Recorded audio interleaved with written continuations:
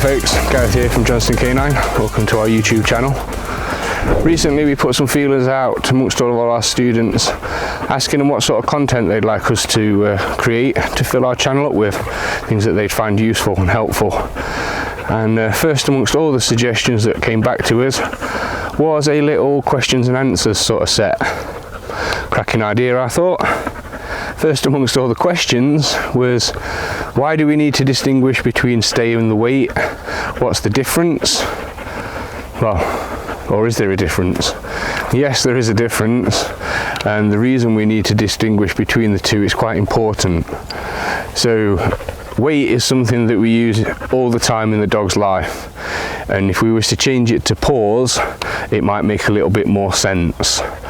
So it means like pause before I put the bowl of food down, pause before I open the door, pause before I put the lead on, pause here while I leave you and then I call you back to me, pause here while I throw a stick or a ball for you and then tell you that you can go and fetch it.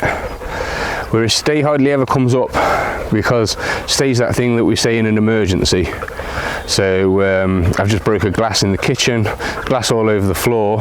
The second you bend down to pick that up, your dog's going to come running over thinking it's missing out on some food or a toy or a treat or something rewarding. So we tell it stay, it means stay there in one place.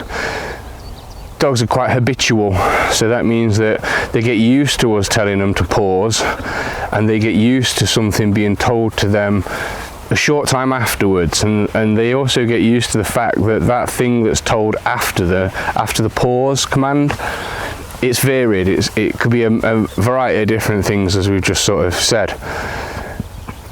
Because they're habitual and we want them to remain in one place because they're potentially at risk, the stay command comes into its own, because stay is always only ever followed by the command that means you are now released. So for myself it's stay, obviously, and then once I go back to the dog, the command that releases her is finished.